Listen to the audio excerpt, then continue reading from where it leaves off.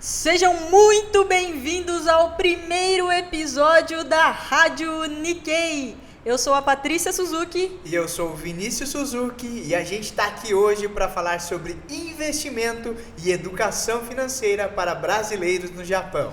Muito bem, nós estamos falando de Sorocaba, interior de São Paulo, aqui do alto de um prédio. Olha só que vista linda da cidade, que dia lindo que está hoje. E a gente está aqui especificamente falando desse lugar por um motivo muito especial e a gente vai contar isso para vocês no final. Fica com a gente para você conferir. Fica com a gente que você vai fazer todo o sentido para vocês porque que a gente está gravando esse primeiro podcast aqui diretamente desse local. Legal. Antes, Vinícius, acho que é legal a gente contar um pouquinho para o pessoal por que a gente está falando hoje sobre investimento e educação financeira para brasileiros no Japão. De onde veio essa ideia? Tá, antes da gente falar de onde veio a ideia, eu acho que para fazer sentido a gente precisa voltar 30 anos atrás e contar um pouco da nossa história, da nossa experiência de vida aí com o Japão. Então começou há 30 anos atrás, lá em 1989 aproximadamente, quando surgiu aquela febre das pessoas quererem buscar algo melhor em outro país, especificamente o Japão. Sim. Meu pai era uma dessas pessoas. Depois de tentar empreender aqui no Brasil, ele via no Japão uma oportunidade de conseguir juntar uma quantia de dinheiro e voltar para cá para dar continuidade aos seus negócios ou investir. Então meu pai estava nessa leva de brasileiros que foram os pioneiros, né, que foram para o Japão em 1989, e a gente começou, a nossa família começou com essa ideia de irmos todos para o Japão. Então foi aquele processo que todo mundo conhece, de tirar o visto, toda a documentação, foi contratada uma pessoa, né, para cuidar dessa documentação para a gente, e a gente começou ali a juntar toda essa documentação. Tiramos o passaporte. Sim, a gente, né? Era bem criancinha, eu tinha 2 anos. Você tinha 2, eu tinha 5 anos e a nossa irmã Priscila tinha 6 anos de idade. Nós somos em 3 irmãos, né? A Patrícia, a Priscila e eu, Vinícius. Meu pai e minha mãe, então a gente tomou essa... Eu falo a gente por uma questão dos nossos pais, né? Nossos pais decidiram então ir morar no Japão, juntar esse dinheiro, tentar fazer a vida lá para depois retornar ao Brasil. Só que teve um porém, né? Na verdade, lá em 89, quando eles decidiram ir para o Japão, que eles vislumbravam, né, essa oportunidade de ir lá, todo mundo falava que podia ir para o Japão, trabalhar um tempo, guardar um dinheiro, guardar um bom dinheiro e voltar aqui para o Brasil. Eles decidiram, tomaram essa decisão, fizeram a documentação, só que chegou ali próximo da data deles irem para o Japão, aconteceu uma coisa, né? Tivemos algumas barreiras que até mudou totalmente o rumo da nossa história de vida. Sim. Então a gente estava ali, todos estavam assim ansiosos, né, por essa viagem, para morar fora do Brasil. Por todas essas promessas que tinham feito, talvez para eles, né, de uma oportunidade melhor. Às vésperas da viagem, tivemos nossos pais tiveram uma reunião com aquele agente que era responsável por que seria responsável para levar a gente, né, para o Japão. Esse agente chegou com uma notícia dizendo que por conta do alto custo no Japão, custo de vida e trabalho para eles, né? A dificuldade, né, levar 3 crianças pequenas, né, para o Japão não era viável. E que ele aconselhava levar apenas uma criança. Então seriam meu pai, minha mãe e apenas uma criança, né? Sim. E eu lembro como se, assim, muito claramente que a partir dessa notícia que eles receberam, meus pais até foram visitar alguns parentes, tios, né? assim, irmãs da minha mãe, irmãs da nossa mãe. Da parte da nossa mãe, para ver se quem poderia ficar com a gente, né? Por 1 ano, 2 anos, até que eles pudessem se estabelecer lá no Japão, e aí eles voltariam para levar a gente para lá. Só que os nossos pais tomaram uma decisão ali que ou iríamos todos juntos ou iria só meu pai. Sim. E foi o que aconteceu, né, Paty? Nossos pais decidiram que só meu pai iria a princípio e que depois que ele se estabilizasse, ele voltaria para o Brasil para buscar a gente. Só que a vida, ela, assim, ela não é algo que é pré-determinado, que é escrito e que a gente vai seguir. Surgem várias barreiras, vários acontecimentos, e isso que foi acontecendo aí na nossa vida. Na nossa vida em geral, né? Então, resumindo, a gente ficou, então nós três ficamos, nós três crianças, né?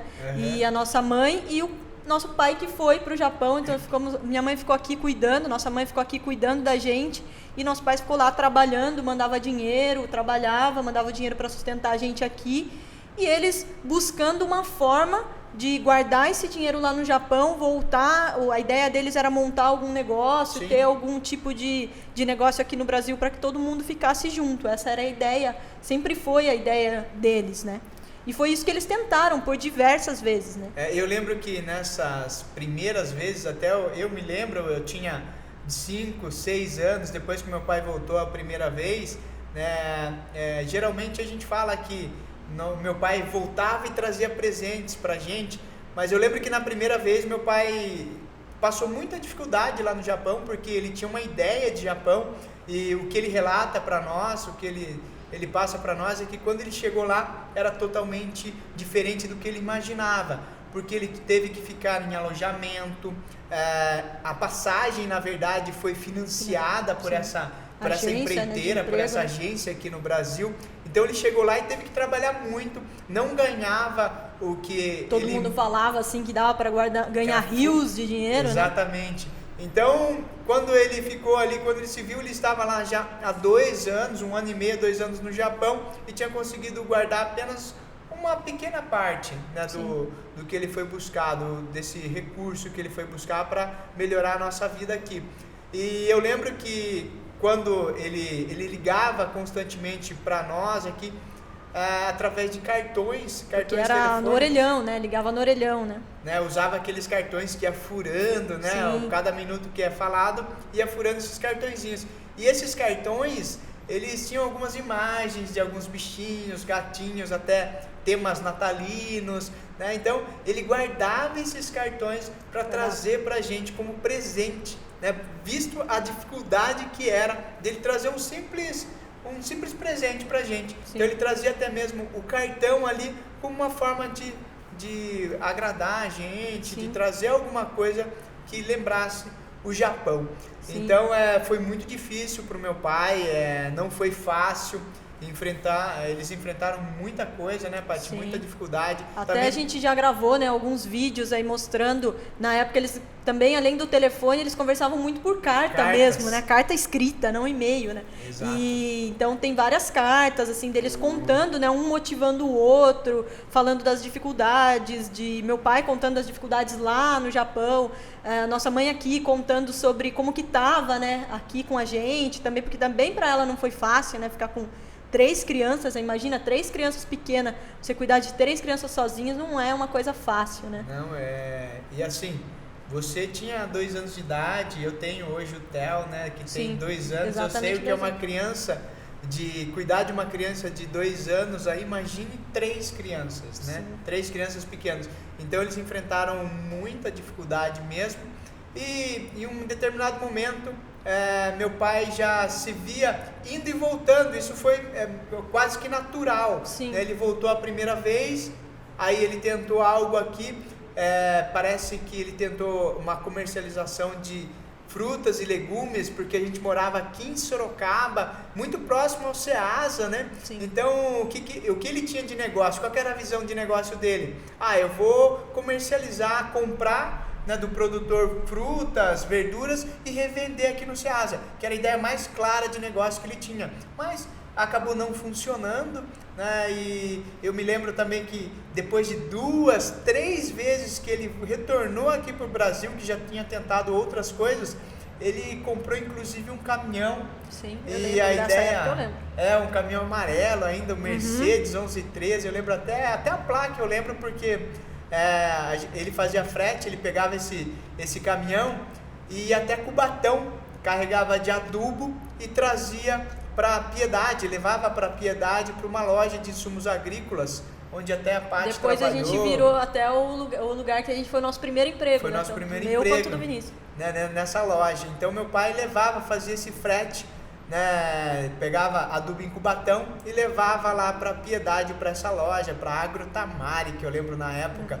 E eu lembro que o caminhão também não eram esses caminhões de hoje em dia, não, tecnológicos. Era um caminhão 1113, que a gente chamava de queixo duro. Eu lembro que não era hidráulico. Meu pai, quando saía de Piedade, a primeira curva que tinha forte ali para chegar aqui em Sorocaba, antes de pegar até mesmo a Castelo para chegar em São Paulo, depois sentido Cubatão, ele tinha muita dificuldade de poder fazer essa curva porque era pesado, né, o caminhão, principalmente quando ele estava voltando, né, com o caminhão carregado. Então isso é muito claro na minha mente, toda essa dificuldade que meu pai enfrentou, né, porque eu fui algumas vezes com ele, né, nessas viagens, e ele até... A gente levava banana para comer, porque não queria gastar com marmitex, que era algo muito simples, né? Hoje... É que o nosso pai, desde sempre, eu acho, eu não lembro de nenhuma vez que ele seja uma pessoa assim que esbanja as coisas. Ele é bem econômico, assim, com tudo, assim, realmente, assim. Então, ele sempre, desde quando ele estava lá no Japão, ele economizava muito, muito para conseguir guardar o dinheiro, mandar o dinheiro pra gente e tudo mais. E depois aqui, né? Porque ele sabia o suor que era trabalhar lá no Japão e tudo mais. E a gente cresceu vendo isso, né? A gente cresceu vivenciando isso, né? O empenho deles, porque eles realmente se esforçavam. Eu tenho certeza que não foi falta de esforço, porque eles realmente se esforçavam para fazer acontecer. Mas simplesmente, mesmo com tanto esforço, eles não conseguiam, assim, realmente se estabilizar aqui no Brasil. Precisava ir, voltar, não conseguia realmente criar um negócio que fosse sustentável realmente, né? Que gerasse renda. E até aí, depois de várias tentativas e erros, né?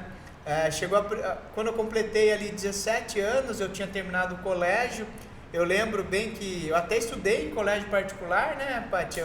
Mas eu trabalhava de dia, né, e estudava nesse colégio à noite, então eu pegava o meu salário todo, assim, para poder estudar o último ano. Na verdade, só estudei o terceiro colegial, antigamente falava assim, né, que era o último estágio ali da escola, né, da idade colegial. Então eu trabalhava de dia e estudava nesse colégio à noite, no Colégio Objetivo, ainda que eu lembro, lá em Piedade.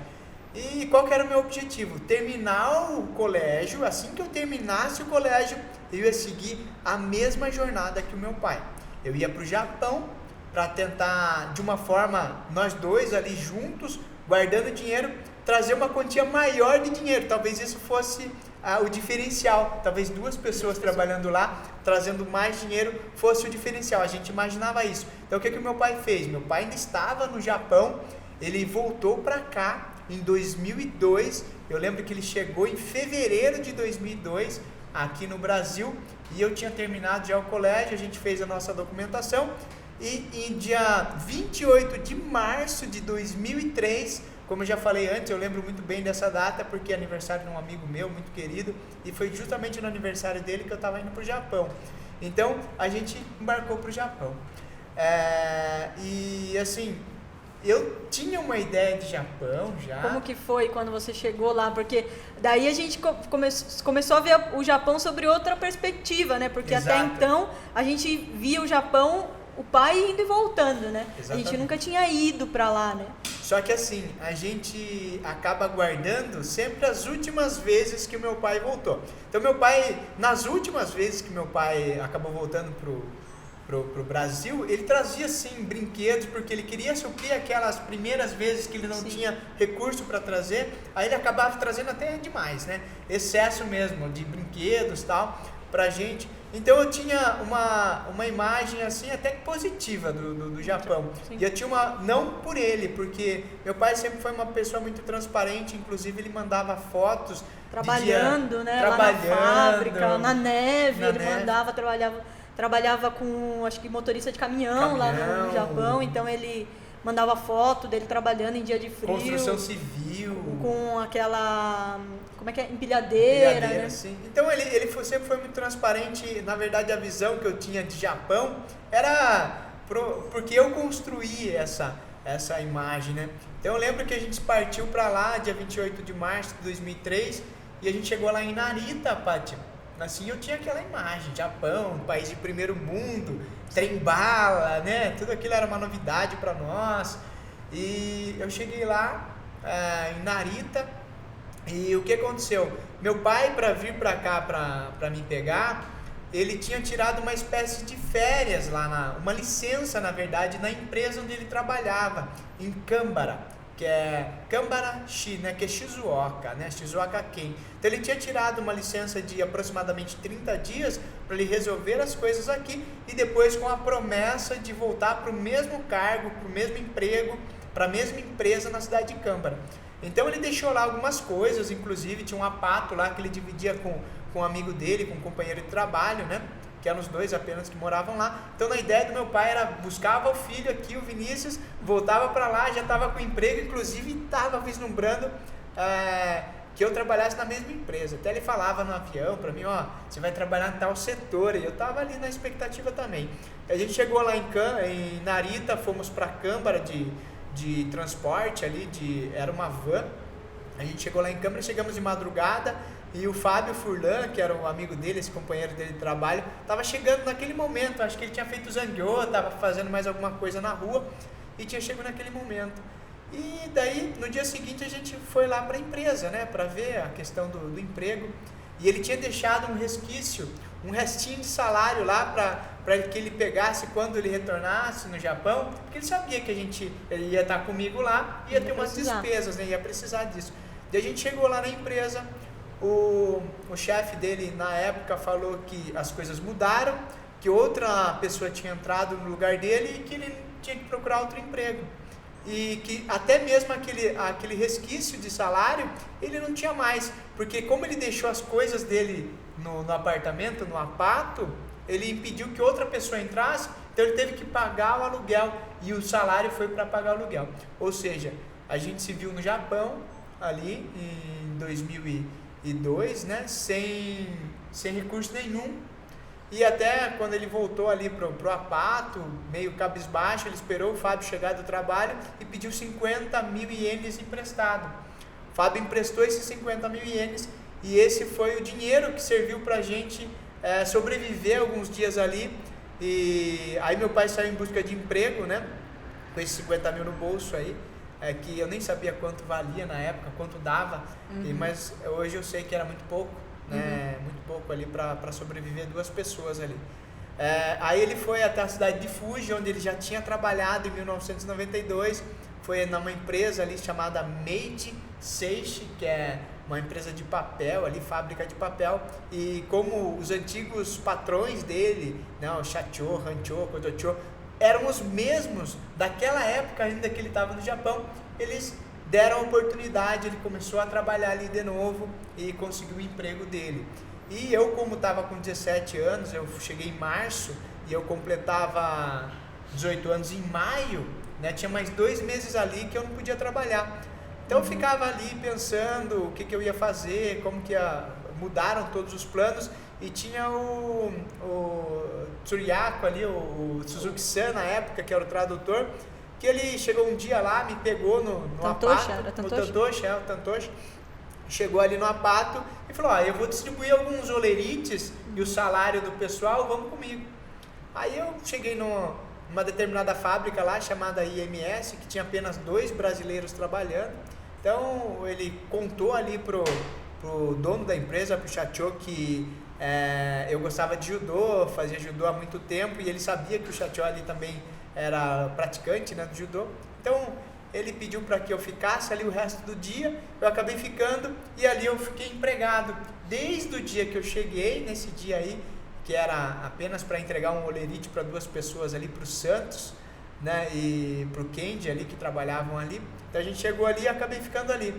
E mesmo ganhando 1.150 a hora, que era um salário relativamente baixo para a época, e eu acabei ficando nesse emprego, eu conseguia juntar ali no máximo, ali guardar, eu ganhava bruto 340 mil ienes quando tinha muito zangueô, e eu conseguia ali ajudar meu pai nas despesas, nosso pai nas despesas, e sobrava ali uns 180 mil ali. Sim. Então eu guardei todo esse dinheiro, né, que não era muito na época, e voltei com um sonho aqui pro Brasil, que era de buscar estudar, fazer faculdade, tentar se estabelecer. Então daí eu cheguei aqui no Brasil e comecei a minha jornada aqui em 2003 aqui no Brasil. Legal. E daí em 2003 você começou a montar, eu lembro, estava aqui também, né? Nessa época daí só o pai estava lá, né? No Japão. Nessa época sim. Eu não sei se a Pri já tinha ido, não lembro agora. Não? Não, se a Pri foi depois. E daí só o pai estava lá e a gente estava aqui de novo. E ele lá ainda...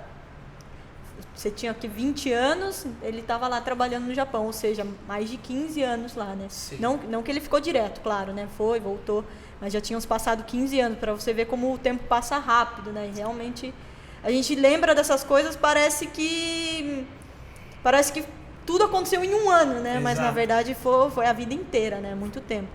E daí em 2003, eu lembro, você começou o negócio, começou a fazer faculdade e tudo mais. Logo depois, a gente... Em 2003, na verdade, eu comecei a fazer faculdade de finanças e pouco tempo depois, assim, eu me interessei muito pelo mercado, né, mercado de crédito, mercado financeiro, porque era aquilo que eu estudava ali na faculdade. Eu abri um pequeno negócio, um pequeno escritório para prestar serviço para instituições financeiras, o que é chamado aqui de correspondente bancário. Então eu tinha um escritório, tinha um sócio na época, né, até, e a gente prestava serviços para instituições financeiras. Era financiamento, crédito, empréstimo, esse tipo de coisa, né? Exatamente, financiamento de veículos, de caminhões, empréstimo. Então nessa época a gente tinha esse pequeno escritório na cidade de Piedade e eu tive a oportunidade de conhecer assim internamente o banco, porque era uma extensão do banco, né? A gente prestava serviço para o banco. Então eu tive a oportunidade, além da faculdade, de estudar isso no meio acadêmico, eu tive a oportunidade de conhecer realmente como funciona um financiamento de veículo, realmente como funciona um empréstimo bancário. Quanto custa, né? Quanto custa. Finalmente ali para a pessoa que está tomando aquele crédito, né? Exatamente. Só que até nós vinham pessoas que estavam precisando de apenas um empréstimo de R$1.000, por exemplo, com pessoas que estavam buscando comprar caminhões de R$100.000. Então a gente atendia desde o público que vinha ali buscar um pequeno crédito até um empresário que ia buscar trocar talvez um caminhão da sua frota. Então a gente foi se relacionando com muitas pessoas, né? E conhecendo a fundo assim como funcionava o sistema financeiro, o sistema bancário como um todo. E nesse networking aqui, nessas pessoas aí, nesses clientes que a gente atendia, o que eu fazia? Eu pegava a documentação dessas pessoas para ver se elas tinham, se ela poderia adquirir aquele crédito, fazer aquele investimento. Então eu tinha acesso a essas informações. Que é o imposto de renda, a comprovação de renda da pessoa e tudo mais, né? Exato. E aí eu comecei a observar que os empresários, aqueles que vinham, não pegar aqueles R$1.000, mas que vinham buscar R$100.000 para comprar talvez um caminhão, uma máquina, uma retroescavadeira, eles tinham ali no seu imposto de renda algumas coisas que me chamavam a atenção, que eram alguns imóveis. Porque para você poder adquirir um financiamento de uma máquina, você precisa primeiramente ver a renda da pessoa.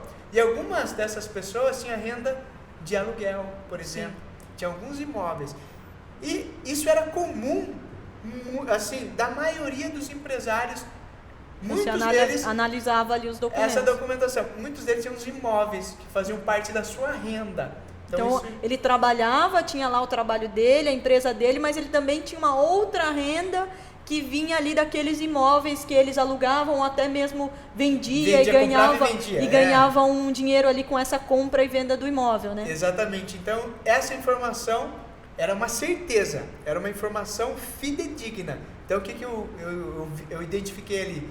Que é preciso, se você quiser uma renda extra, a grande maioria utiliza o quê? Imóveis. Então tinha aquela informação, sabia que aquilo era real.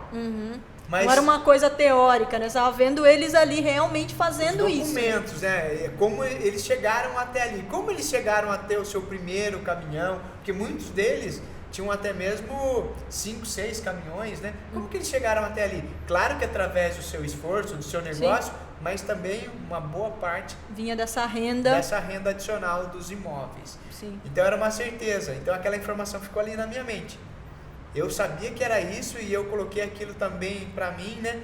Eu preciso ser como eles, me espelhando neles. Sim. Só que eu não tinha o quê? O capital para comprar. Porque o imóvel imóveis não é uma coisa barata, né? Exatamente. Então, mesmo lá em 2003 2004, eram menos do que é hoje, mas não era ainda uma coisa que dá para ir comprar assim à vista, né? Exatamente. Então, Paty, o tempo foi passando, eu fui trabalhando e essa informação ficou ali, reservada na minha mente. Imóveis, né? O diferencial desses meus clientes empresários bem-sucedidos eram imóveis. E que era justamente o que faltava ali, né? Que a gente pensava, o pai tá lá no Japão trabalhando, ele juntava o dinheiro, voltava, mas o que ele não tinha? Ele não tinha renda, né? Exato. Porque ele trazia o dinheiro, ele precisava gastar aquele dinheiro no dia a dia ali, né? Para pagar o aluguel, para pagar isso, para pagar aquilo, o custo de vida, e ele não tinha uma outra renda adicional, então ele não estava trabalhando, ele não tinha renda. Exato. Era isso que acontecia. E esses empresários não, esses clientes, né, que a gente teve acesso não. Então, o tempo foi passando, eu entendi como funcionava essa dinâmica, né, pelo menos uma parte dela, e essa informação ficou ali reservada. Eu tinha que buscar uma forma de adquirir imóveis. Só que eu não queria adquirir com o produto que a gente até trabalhava, né, boa parte dele, que é o financiamento. Porque como eu conhecia muito a fundo ali a operação, todos os custos envolvidos, eu sabia que era muito alto o custo para comprar isso financiado. Através de um financiamento, comprar um imóvel através do financiamento. Então eu queria comprar um imóvel, mas não através de financiamento. E também, por um outro lado, não tinha o dinheiro para poder comprar esse imóvel à vista, né? Exatamente. E daí eu lembro que nessa época você estava lá com o escritório, estava trabalhando, era um escritório pequenininho, ficava em cima de uma loja, né? Uhum. E daí eu fui, logo depois completei ali os meus 18 anos também, o pai estava trabalhando no Japão e tinha voltado, né? E nessa eu fui também para o Japão. A Pri na época estava lá trabalhando, sim, ela tinha vindo e já ia voltar. Ela se comprometeu em me ajudar no sentido de encontrar um emprego, ela já estava mais bem situada por lá, de ajudar em tudo isso, e que foi realmente um grande facilitador. E eu fui também para o Japão. 2006 foi isso, eu fui em 2006, exatamente. Fui em 2006, recém-completado 18 anos também. Então eu fiz 18 anos, eu faço aniversário em dezembro, né? Daí eu fui em janeiro para o Japão. Então eu completei 18 anos e fui. E nessa época o pai tinha voltado, ele ia ficar um tempinho aqui, né? Não sei se você lembra, mas ele ia ficar um tempinho aqui e depois ele já ia voltar. E eu lembro que eu cheguei também lá no Japão, só que realmente, talvez não tanta dificuldade quanto você, ou quanto até o pai, quando ele foi, né? Já era como a Pri já estava lá, ela já conseguiu organizar as coisas, eu não passei tanta essa dificuldade, passei a dificuldade muito do trabalho, porque não era uma coisa que eu estava acostumada a fazer. Eu lembro que o primeiro dia de trabalho, assim, eu ficava em pé, trabalhava numa fábrica de borracha, eu ficava em pé, tinha que ficar em pé o dia todo. E no primeiro dia minha perna doía muito, muito, muito. Eu perguntava, estava trabalhando com a Pri, com a Kelly, que ela é de Piedade também. Eu falava, nossa, mas sua perna não está doendo? Porque a minha perna está doendo muito. Não, fique tranquila que depois de um tempo você se acostuma. Mas eu falava, nossa, será que eu vou me acostumar realmente? Então eu lembro que nos primeiros dias eu só chegava em casa e não era nem em casa, eu estava na casa da Pri ainda. E simplesmente desmaiava, assim, de cansaço, assim mesmo. Então, mas depois eu me acostumei, claro, com o trabalho, daí as coisas ficaram mais fáceis, né? Que o corpo vai se acostumando, né? Sim. Trabalhava bastante, fazia zangueô, e na época a Pri tinha o José Mateus, ele era pequenininho, então ele ia na escola, e na fábrica eles faziam nicotai, só que a gente trocou, então ela ficava só de Hirukin e eu ficava só de Yakin, para ela poder cuidar do José Mateus, e a gente trabalhava exatamente no mesmo posto, assim, de trabalho, só que eu trabalhava de dia e ela trabalhava de noite. Então eu tocava lá o sino, chegava o horário, uns 15 minutos antes, ela chegava, eu ia embora e ela ficava. E assim que a gente ficou. Então eu fiquei 2 anos trabalhando lá, fiquei em Mori, que era uma cidade bem pequenininha, ali perto, Shizuoka também. E depois de um tempo, a mãe avisou que ela resolveu ir, né, para o Japão. Pela primeira vez, depois de todo esse tempo, depois que pai tinha ido, a gente tinha ido, ela era a única que não tinha ido ainda, ela resolveu ir também. E daí ela foi. E daí nessa época, a gente estava, a família quase toda lá, estava eu, a Pri, estava todo mundo lá e só você aqui, né? Eu estava aqui cuidando do negócio, né, que eu tinha começado lá em 2003, já tinha 3 anos, estava ali batalhando, muitas barreiras, ainda não tinha uma estabilidade ainda financeira, né? Ali tinha até um certo, vamos dizer assim, um salário, né, que eu conseguia tirar ali do meu negócio, mas ainda não tinha uma liberdade financeira, né? Sim. Não tinha algo que sobrava aquele dinheiro, né? Sim. Tava buscando essa forma ainda de comprar esse imóvel. E eu lembro, Paty, que daí, logo, pouco tempo depois, conhecendo assim o mercado mesmo, o sistema, eu fiz a minha primeira cota de consórcio. Eu fiz ali minha cota de consórcio, ainda tinha um receio muito grande, que eu pagava R$750 por mês, como eu acabei de falar, eu não tinha aquela sobra de capital, né? Uhum. Eu tinha algo que era bem apertado realmente, e até pensei, será que eu vou conseguir pagar esse consórcio? Sim. Mas eu persisti ali e continuei com o meu pagamento do meu consórcio ali. Porque já tinha aquela ideia, né? Puxa, vou adquirir imóveis, mas não tenho dinheiro, o financiamento não é o mais indicado, né? E daí você encontrou essa possibilidade com o consórcio, só que ainda não era uma coisa na prática validada para você, né? Exatamente, ainda era só um produto a mais, era só algo que eu conhecia ali como um produto do banco, né? Ainda o banco que a gente trabalha, né, até hoje, ainda não tem esse produto, na verdade.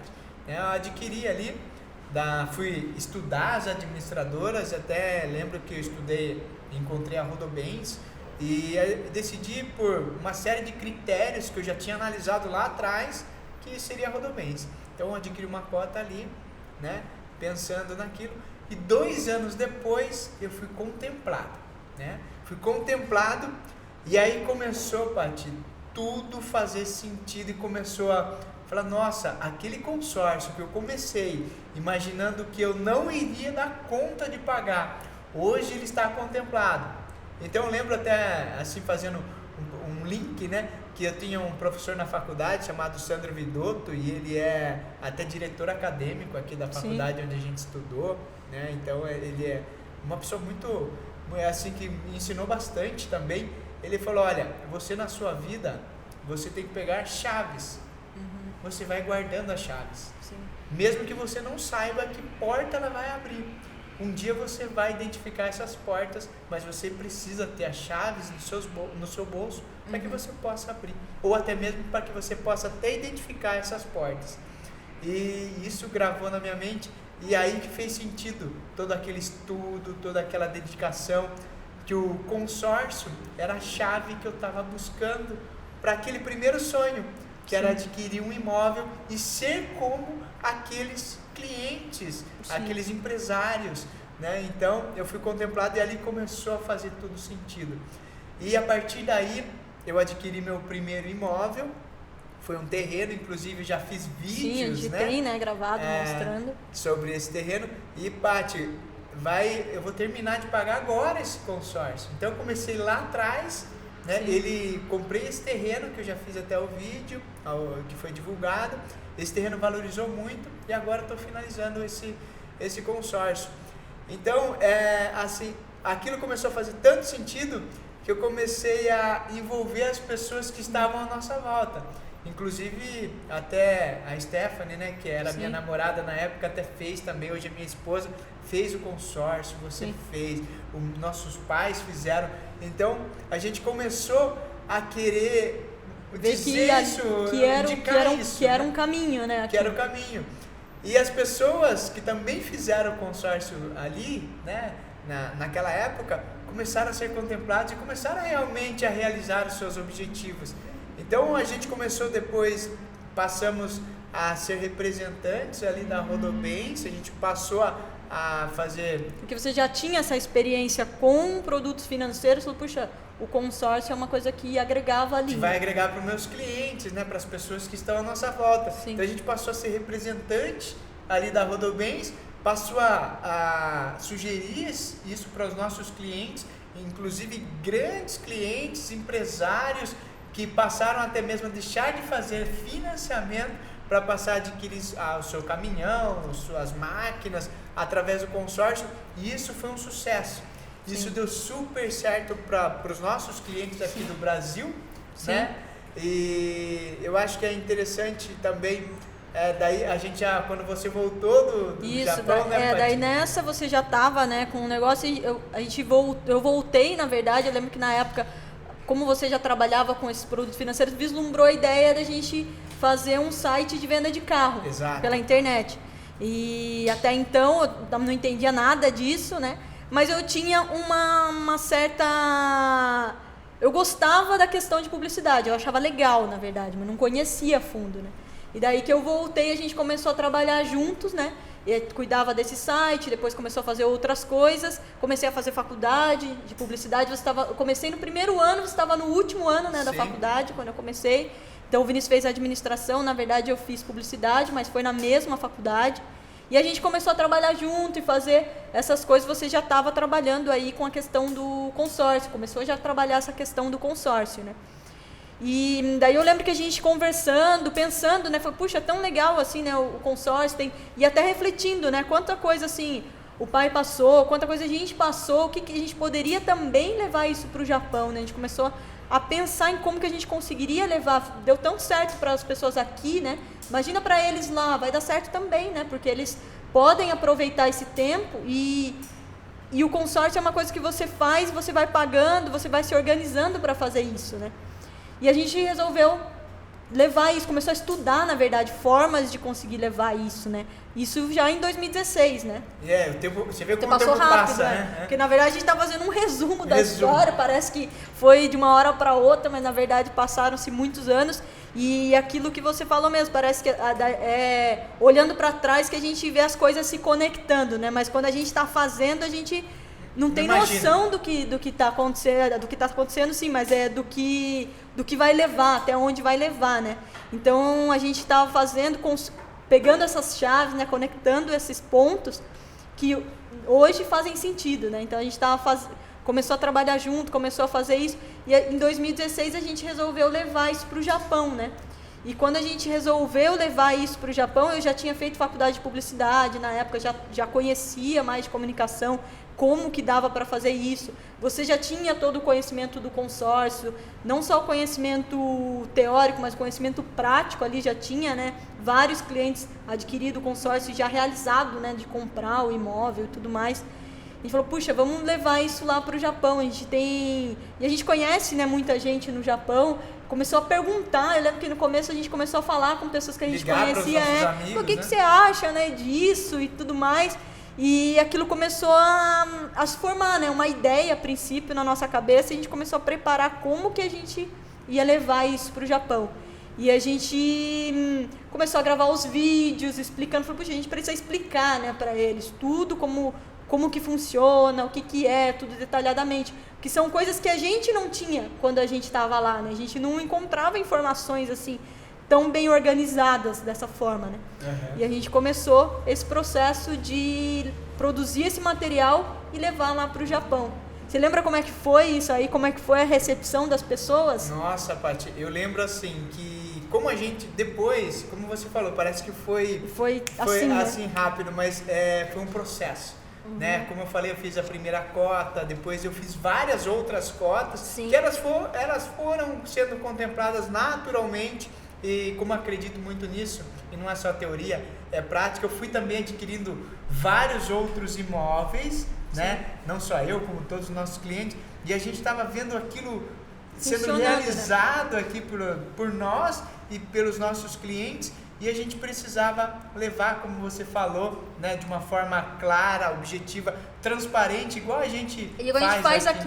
É porque aqui a gente consegue ir, né, até a pessoa, conversa, explica e tudo mais. As pessoas conhecem a gente, né? A gente vem de uma cidade pequena, né? Sim. Então, onde todo mundo um conhece o outro, que é mais fácil você fazer negócio assim, né? As pessoas te conhecem, já conhece da sua credibilidade, né? Você já tem uma certa credibilidade nesse sentido, né? Uhum. Então a gente começou a pensar como é que a gente ia levar isso para lá, para pessoas que não conhecem, né, a gente, como é que a gente ia conseguir levar isso, né? E eu lembro, porque não é só pensar em levar, a gente tinha que levar, comunicar, manter isso aí, ter estrutura para suportar. Então, envolver investimento não só intelectual, sim, a parte técnica, mas investimento mesmo financeiro, sim, né? Sim, a gente de produzir tudo isso, de realmente criar essa estrutura que pudesse atender, né? E a gente até pensou, porque é um investimento significativo, né? Sim. E a gente, como a gente já tinha toda essa história e a gente realmente queria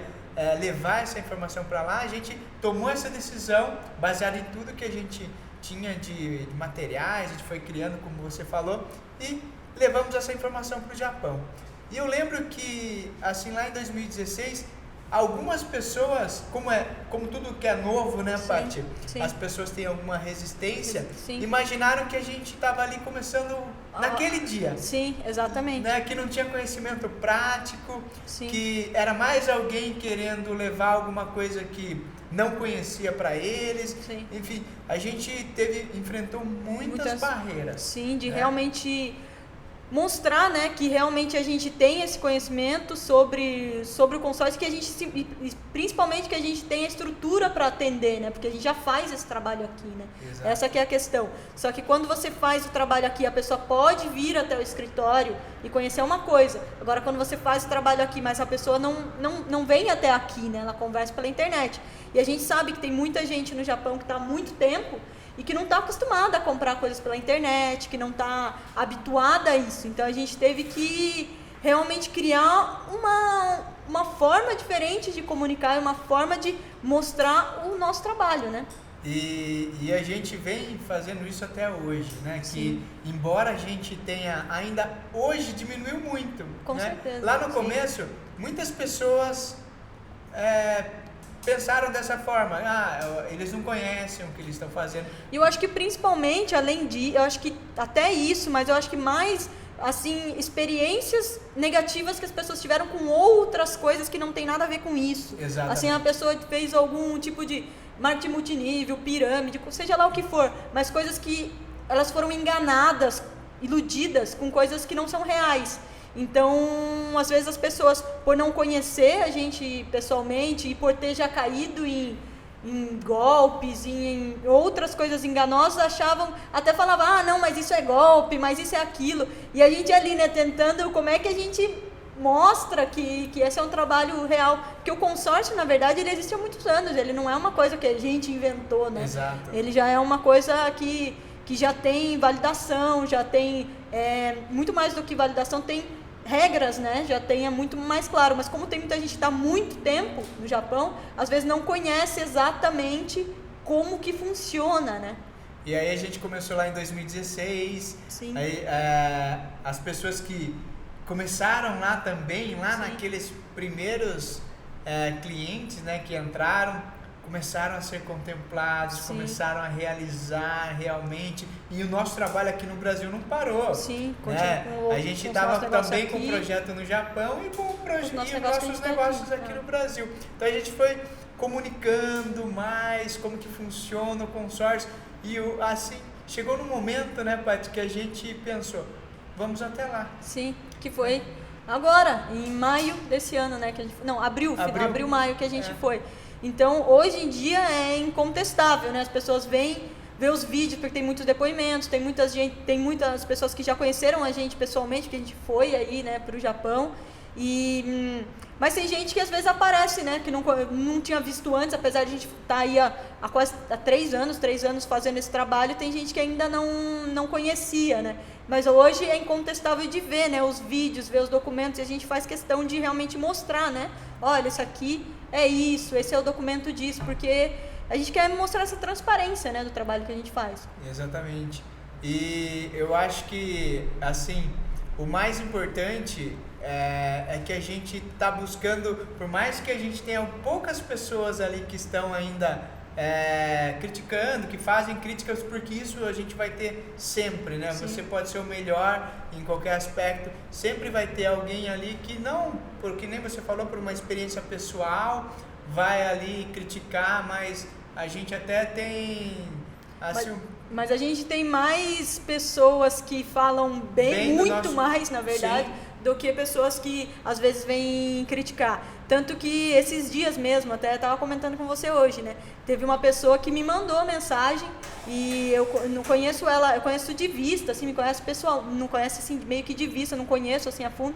Falou, puxa, eu sei que vocês fazem um trabalho sério, vi esse comentário aqui das pessoas, mas não tem nada a ver, eu sei que vocês realmente são idôneos, que vocês são honestos, tudo mais, mas as pessoas defendem, né? Isso que é o legal, acho que hoje é uma coisa que já é tão claro, tão nítido, que os próprios clientes, eles mesmos também vão sempre falando bem, propagando, e a gente acabou criando uma comunidade assim mesmo, né? Uma conexão assim de pessoas que estão ali em busca de realizar os seus objetivos, que estão batalhando ali, né? Todo mundo, a gente sabe que tá todo mundo batalhando, até a gente faz às vezes as lives fechadas com os clientes, e eles comentam ali, né? Tá um motivando o outro, contando suas experiências, e é uma coisa legal, né? Uma coisa gratificante assim pra gente, né? E assim, a gente só tá aqui hoje, aqui em Sorocaba, numa terça-feira, fazendo esse podcast, essa Rádio Nikkei, porque motiva muito, a gente se sente motivado, né, Paty, de acordar cada dia e saber que a gente fez diferença para as pessoas que estão no Japão. Sim. E que aquilo que a gente viveu do Japão, nossos pais, a gente pode começar a mudar. Sim, então, para certeza. nós é muito importante a gente estar aqui hoje fazendo esse bate-papo, né?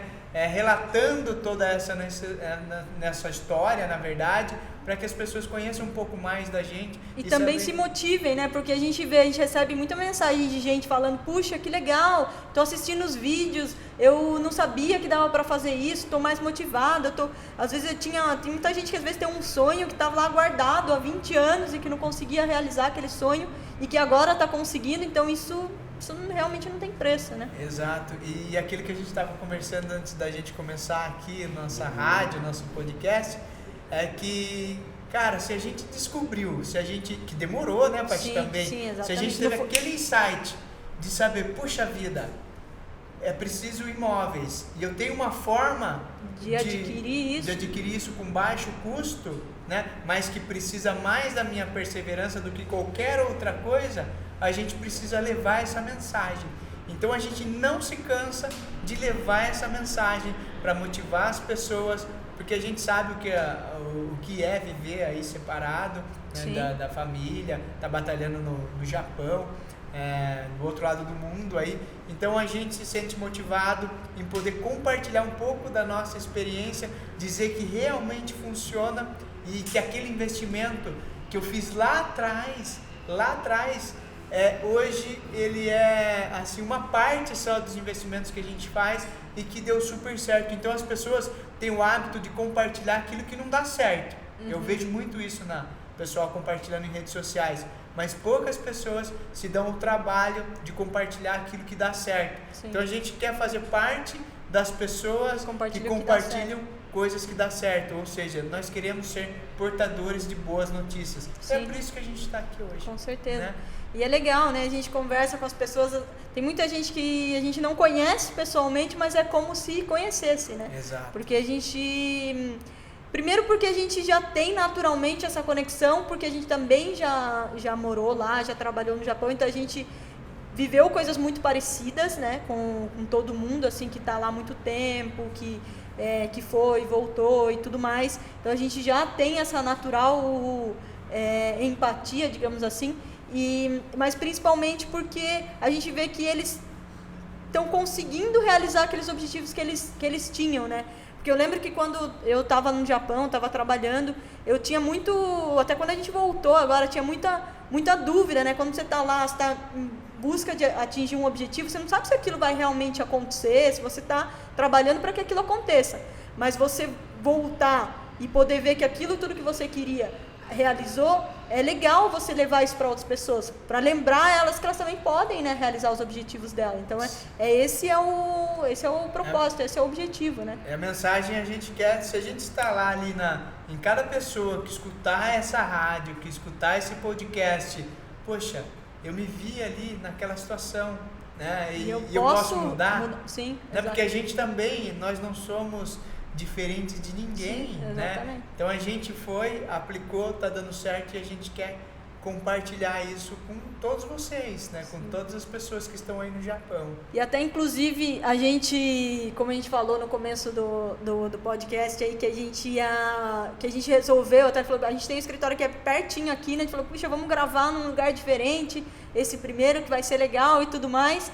E é justamente para mostrar assim o físico, né, da coisa, porque isso conta um pouquinho sobre esse, porque isso é incontestável. Estou dentro do imóvel, né? Estou dentro do imóvel. Então o que acontece?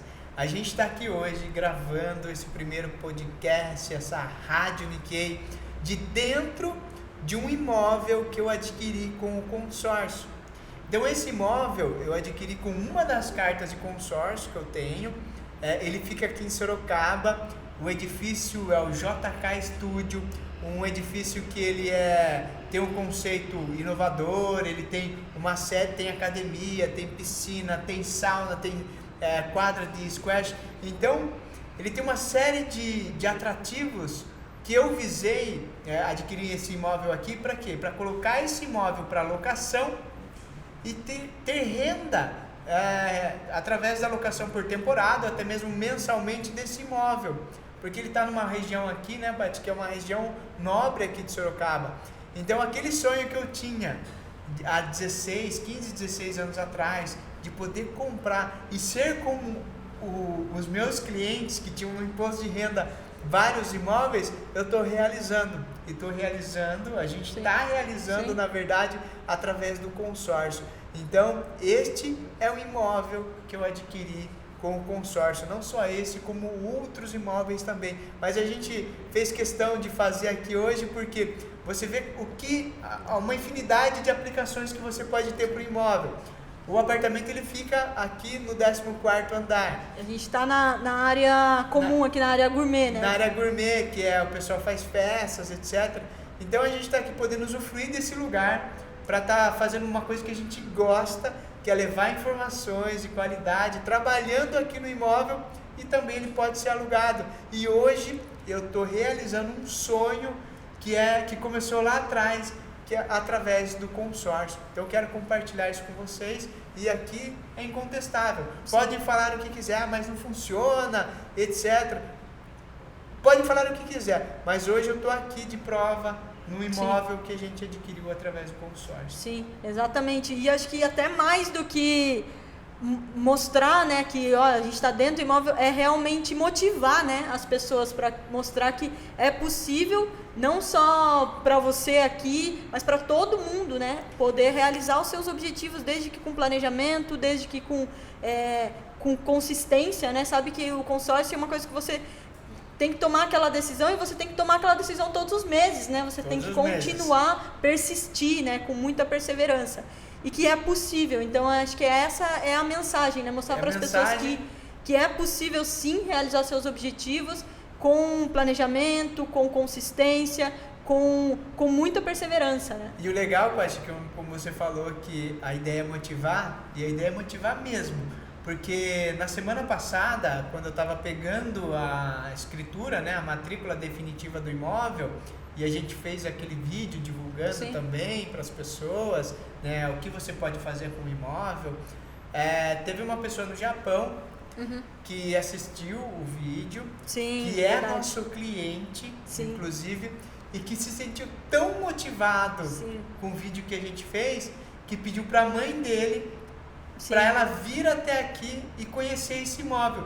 Coincidentemente, esse nosso cliente é de Piedade, da cidade, sim, onde eu moro. A gente, na verdade, não conhecia ele quando ele virou cliente, exato, né? E agora a gente já conhece, inclusive a gente já conhecia até pessoalmente, é o Jefferson, né? A gente vai até falar o nome dele. Uhum. A gente já conheceu ele no Japão, quando a gente esteve lá, mas a gente não conhecia, na verdade, ele aqui no Brasil, né? Quando ele fez o consórcio.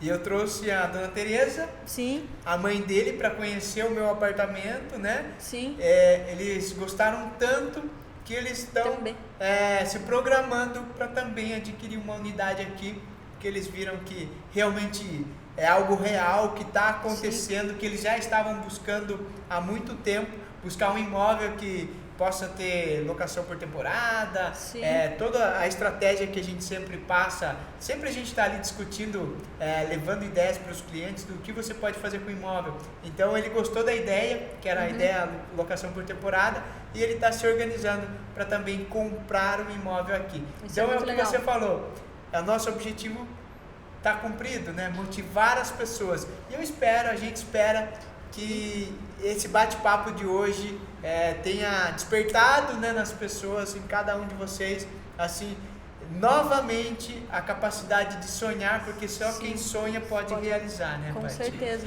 com certeza. E a gente está gravando esse podcast também porque a gente sabe que tá todo mundo aí trabalhando, tá em busca de atingir os seus objetivos. E eu lembro que quando eu estava aí no Japão também, uma coisa que me fortalecia muito era ficar escutando podcast, escutando histórias de sucesso. Eu lembro que eu escutava muito o Day One, que é um programa que tem da Endeavor, e aquilo me motivava. Então hoje a gente leva isso para vocês também, espero que seja motivador, né? Sim. E que vocês possam escutar, inclusive é um hábito que eu adquiri no Japão, de poder escutar as coisas, não só, a gente está gravando aqui também a partir do vídeo, né?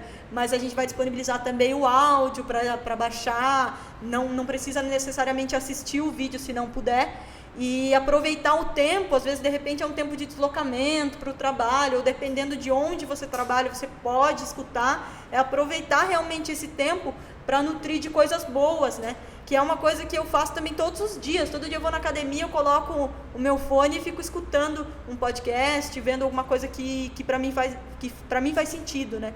Então a nossa ideia é justamente essa, inaugurando esse podcast, essa Rádio Nikkei, com o intuito de levar motivação, com o intuito de levar informações de qualidade e levar o que está acontecendo aqui no Brasil e como vocês podem investir aqui, né? Então essa é a nossa ideia. Inclusive, fica aí uma sugestão, se vocês tiverem alguma ideia de temas que a gente possa trazer, de outras coisas que a gente possa abordar aqui, a nossa ideia é produzir isso periodicamente. Sim. Então, pessoal, tá só começando. É só o começo. É só o começo, e eu tenho certeza que vocês vão mandar muitas informações pra gente que vocês queiram saber. Então, essa foi a primeira Rádio Nikkei, o primeiro podcast, como vocês queiram, né? Mas o importante é que só está começando. Então conte sempre com a gente aqui e a gente vai assim se esforçar muito para levar informações de qualidade para vocês. Então é isso, pessoal. Espero que tenha sido para vocês tão prazeroso quanto foi para a gente aqui. Com toda certeza. Um grande abraço e até o próximo podcast ou até a próxima Rádio Nikkei. Valeu, galera! Um abraço!